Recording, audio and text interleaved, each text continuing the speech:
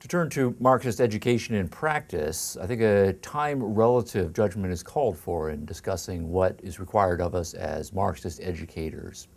Currently, we're in a capitalist system. The Marxists hold capitalism has an internal logic that is going to lead to a revolution. The proletariat will rise up and overthrow the bourgeois exploiters. There will then be a transition phase called the dictatorship of the proletariat, and then out of that transition stage, socialism or communism will emerge, and that will be the ultimate stage of human economic development. But the institutional structures are very different in each of those systems, and so even if we are committed Marxist teachers or Marxist educators setting up institutions, what exactly our role is in bringing about or maintaining Marxism is going to be different depending on the circumstances that we find ourselves in. So let's start with the current system. From the Marxist perspective, the current capitalist system is an immoral system, it's an exploitative system, it's a system that alienates the workers from their products. It's one that allows the rich, those who own property, those who are in a position to glean profits from various enterprises, to live off the backs of the workers and to unjustly allocate to themselves inappropriate amounts of money. The rich get richer and the poor get poorer and poorer. Now, in this situation then, as Marxist educators, we're not in a position to institutionalize socialism directly, or in many cases, given who has hired us to be institutionalizing ourselves Marxist curricula and so forth. So what we then need to do is either be subversively critical and smuggle in a certain amount of anti-capitalist instruction into our classrooms, or to the extent that we do have some leeway as Marxist educators, maybe we're professors with tenure or high school teachers with tenure, we can be more overt about this. But nonetheless, the point is that as Marxist educators, we believe that the current system is an evil, immoral, exploitative system, and our primary job is to critique that system.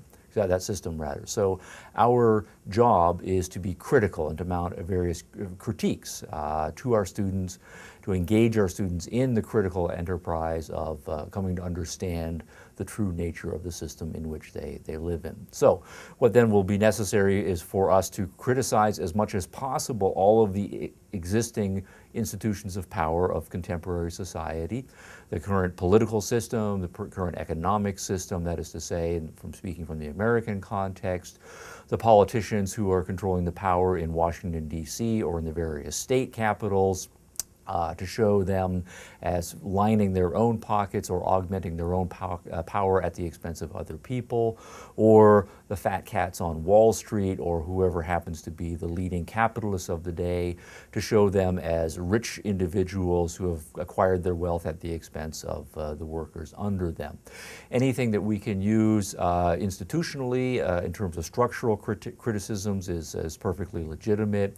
We also should use any personalized scandals, if we can have examples of politicians acting badly or capitalists acting badly, that will help concretize in our students' minds the evils of the current system.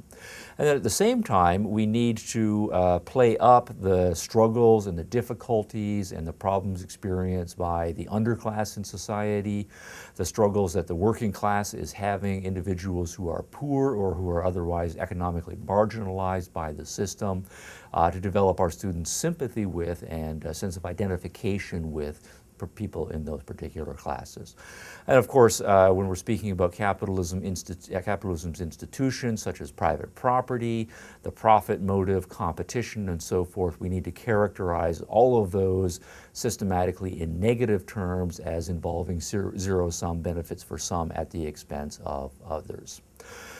All right, in addition to that, we should try as much as we possibly can then to inculcate in our students a more socialistic ethos or a communalistic ethos. If competition is bad, then we will try to train our students to be cooperative. If profit-seeking is bad, then we'll train our students to be charitable, right, and so forth. If private property, the fundamental institution, is the institution that enables both profit-seeking and competition to come into existence, then we have to inculcate in our students a much more communal ethos, the notion that all property and all assets should be owned by everyone and shared by everyone in an equal fashion, and so forth. And of course, we also need to be critical not simply about the political mechanisms of capitalism and the economic institutions of capitalism, but also its ideological superstructure, with particular focus on religion. We as Marxist educators, to the extent that we are capable in a capitalist system, need to be critical of the role that religion plays in propping up and justifying that capitalistic system. Now, as materialists, we as Marxist educators are going to believe, of course, that all religions are false. Their belief in spirits and ghosts and immortal souls and supernatural dimensions on metaphysical grounds, all of that is out. But more to the point, we're going to be interested in criticizing the way in which religion can be used by the current powers that be to prop up their current system. So we show religion as being a set of beliefs that leads people not to place much stock in their lives in the here and now, as a system that tells them that their job is to be patient and forgiving and not to be interested in money, and to hope for a better life in the afterlife, all of that pie in the sky. Blessed are the meek, your day will come as long as you are a good boy or a good girl and do what your current masters tell you to do. All of that needs to be exploited. We need to, if religion is the opiate of the masses, we need to get the masses off of drugs, get them angry, get them worked up about their actual material circumstances.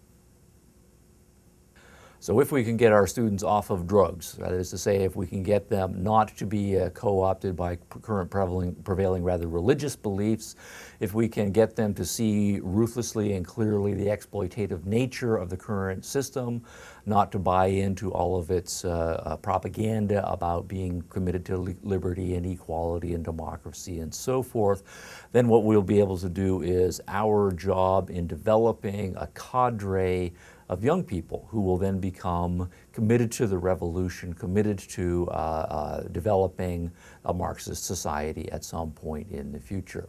Now, of course, the standard criticism that's going to be launched against us is that we are indoctrinating students, that we're not being fair to both sides and so forth. And the Marxists will, in accordance with their underlying philosophy, say, well, of course we're indoctrinating students, but that's what everybody does. Marxists, we recall, are determinists. They are environmental determinists. Students are born into a certain kind of cultural context, and they are simply molded and shaped by their cultural context to believe whatever ideology is prevailing in that cultural context. So that's what every cultural context throughout history always has done, and that's exactly what the capitalists are doing with their ideology right now. So of course it's conditioning, but all education is conditioning. All raising the young to be a certain kind of social being is conditioning. But currently we as Marxist educators believe that the most powerful conditioning agents are the capitalist ones, with the backing up of religion, particularly Christian religion in contemporary times. So yes, we are conditioning, but our job is to be forthright and explicit about the conditioning and to be better conditioners if we're going to develop the kinds of students who are going to be able to overcome all of the counter-conditioning that's going on in society that wants to lead them in a direction of being cogs in the capitalist machine.